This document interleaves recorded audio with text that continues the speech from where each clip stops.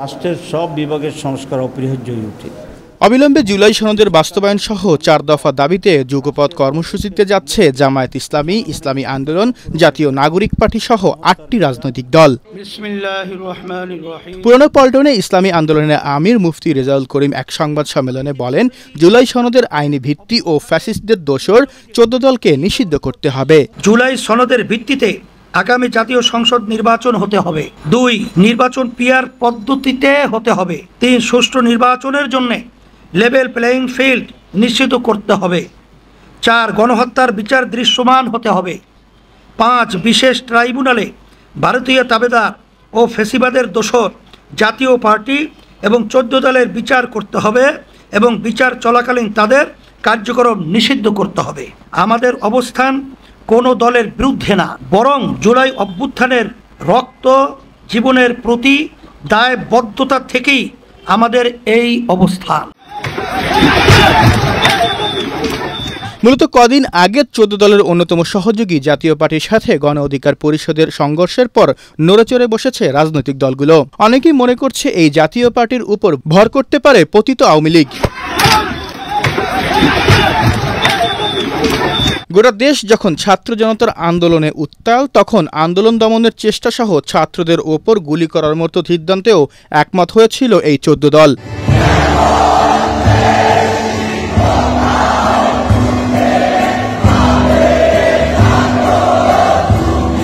শেখ হাসিনার পতনের পর এখন অনেকেই ভোল পাল্টানোর চেষ্টা করছেন। আওয়ামী সরকারের শরিক দলগুলোর বিষয়ে জামায়াতে ইসলামী সংবাদ সম্মেলনে তাদের অবস্থান তুলে ধরে।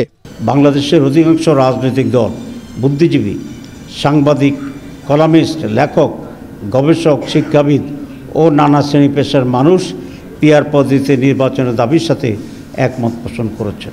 আমরা লক্ষ্য করছি জনগণের দাবিসমূহ কার্যকর করার কোনো পদক্ষেপ গ্রহণ করা হচ্ছে না। এমত অবস্থায় জনগণের দাবি আদায়ের জন্য গণ আন্দোলনের কোনো বিকল্প নেই। তাই জুলাই জাতীয় সনদের ভিত্তিতে আগামী ফেব্রুয়ারিতে অবাধ, সুষ্ঠু, গ্রহণযোগ্য নির্বাচন এবং জনগণের ভোটের প্রতিষ্ঠার মাধ্যমে বাংলাদেশকে একটি ন্যায়ভিত্তিক ও জবাবদিহিমূলক গণতান্ত্রিক রাষ্ট্র গড়ে তোলার লক্ষ্যে বাংলাদেশ জামাত ইসলামের পক্ষ থেকে আজ 15ই সেপ্টেম্বর আন্দোলনের 5 দফা গণদাবি জাতির সামনে তুলে ধরছি। দাবিসমূহ: জুলাই জাতীয় সনদের ভিত্তিতে আগামী ফেব্রুয়ারিতে নির্বাচন আয়োজন করা। 2. আগামী জাতীয় নির্বাচনে উভয় কক্ষে পিআর পদ্ধতি চালু করা। 3. অবাধ, সুষ্ঠু ও গ্রহণযোগ্য নির্বাচনের লক্ষ্যে সকলের জন্য লেভেল প্লেইং ফিল্ড নিশ্চিত করা। 4. ফ্যাসিস্ট সরকারের সকল জুলুম, নির্যাতন, গণহত্যা ও দুর্নীতির বিচার দৃশ্যমান করা। 5. স্বৈরাচারের দোসর জাতীয় পার্টি ও 14 দলের কার্যক্রম নিষিদ্ধ করা।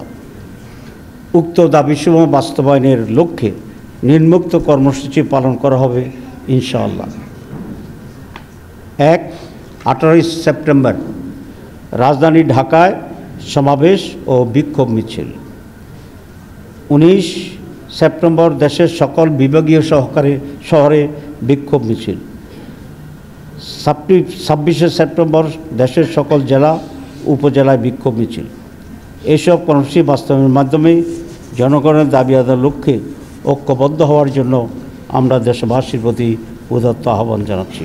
অন্তর্বর্তী সরকার 31টি রাজনৈতিক দলের সঙ্গে বৈঠক করে সংস্কার প্রক্রিয়ার মতামত নিয়েছে।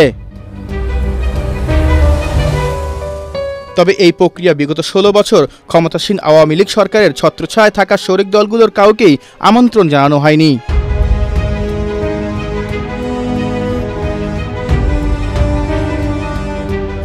4 দলীয় জোট সরকারের বিরুদ্ধে আন্দোলন জোরদার করতে 2005 সালে 14 দলীয় জোট গঠন করা হয়। ওই বছর 15 জুলাই আনুষ্ঠানিক যাত্রা শুরু করে জোটটি।